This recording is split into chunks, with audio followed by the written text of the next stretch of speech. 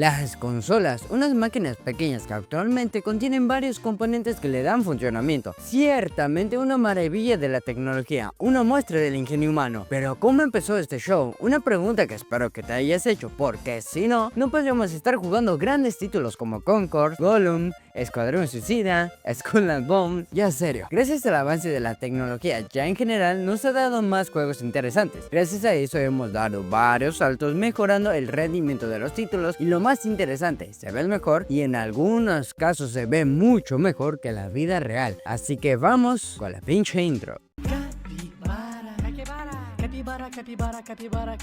¿Cuál fue la primera consola? Y para eso teníamos que descubrir cuál fue el primer juego. Corría el año de 1947 cuando dos papos bien y sanos hicieron cosas de científicos basados en los radares usados en la Segunda Guerra Mundial para hacer un tenis sencillo, extremadamente sencillo. Solo era una pequeña pantalla con luz para representar una barrera y la pelota. Y creerán que aún así se hacían filas para probar esta cosa. Sin duda es el inicio de este medio de entretenimiento. Pero para poder correr esta cosa se necesitaba un ordenador del tamaño de un ropero, sí, del tamaño de un mueble grande, y así estuvo por varios años. Y solo decía esto para remarcar cómo empezó la industria de los videojuegos, que se necesitaban muchas cosas muy grandes para correr un programa que al día de hoy se nos hace bastante sencillo, pero en su momento fue un reto hacerlo funcionar. Con decirte que se ocuparan dos científicos para hacer esta cosilla muy sencilla, y uno de ellos con experiencia proveniente de la Guerra Mundial. En fin, dejando el distante pasado, ¿les parece si ya pasamos a la primera generación de consolas? Pero para que eso no dure mucho tiempo, daré la info indispensable para que no se pierdan, padrinos. La primera generación de consolas empezó en el lejano año de 1970 y tuvo 6 consolas a lo largo de esta época. La primera fue la Magnavox Odyssey, lanzada en 1974 a finales de ese año, a unos $100 de esa época. La segunda fue la serie Odyssey con unos $100, lanzada en 1975. La siguiente fue la TV Tennis Electronic a unos 19.500 yenes, lanzada en el 75 y por lo que tengo entendido exclusiva de Japón. La próxima fue la Hampan con unos $98.5, lanzada en el 75. La siguiente fue la serie Coleco Telstar a unos módicos $50, estrenada en el 76. Y la última fue la TV Color a unos 9.800 yenes y fue lanzada por la Gran N. Juegos de esa generación fueron Pong, Tennis. Es la primera generación, no esperen mucho de aquí. Boom, segunda generación y tuvo 9 consolas destacadas. Y en efecto, en las primeras generaciones de consolas había mucha interacción de consolas. Pero en fin, la primera lanzada fue la First Channel F, lanzada en el 77. La segunda fue la Atari Video Computer System o Atari 2600, lanzada en el 78. La siguiente fue la Valley Astrocade, lanzada en, no sé, no puedo encontrar la info, sorry. La siguiente fue la Magnavox Odyssey, lanzada en el 78. La próxima fue la Intellivision en el 78. La que le sigue fue la Intellivision en el 82. Si se lo preguntan, versiones diferentes. La próxima fue la Immersion Arcadia 2001 en el 83. La siguiente fue la ColecoVision en el 82. La que le sigue fue la Atari 5200 en el 82. La próxima fue la Vectrex en el 83. El precio de estas rondaba entre unos $150 a $300 de esa época. Y los controles eran raros cuanto menos, porque solo tenían un par de botones y no sé, a mí me da gracia la verdad. Y como hasta en la actualidad tuvo errores no tan graves y ciertamente entendibles, les comentaré los más comunes. Las limitaciones gráficas, pues ¿qué esperabas? Solo podían mostrar un color en la pantalla. El audio igualmente estaba culero. Problemas de hardware porque a veces venían con errores de fábrica. No tenían muchos juegos y los controles no eran intuitivos y estaban feos, la verdad. Los juegos de esta época eran muy sencillos y no había mucho que hacer además de avanzar y retroceder y hacer una acción aparte de moverte. Los juegos destacados fueron Punk, Space Invaders, Pac-Man, Donkey Kong, Asteroids, Pole Potion. Si quieren saber más de estos, Adam Sandler tiene una película de estos juegos retro. Y los problemas se resumen en saturación de juegos y de consolas de mala calidad, porque joder, papo, muchos juegos eran lo mismo pero con un skin diferente o con menos calidad. En fin, dejemos de esta generación y vamos vamos a pasar a la siguiente. La tercera generación de consolas. De aquí en adelante solo pondré a las más importantes y a las de sobremesa, no las portátiles, porque esas dan para un video aparte. Además, no manches, no puede ser mucho en un video de 10 minutos. Sega, que aún estaba vivo, sacó dos consolas esta generación, la Sega 1000 y la Sega Mark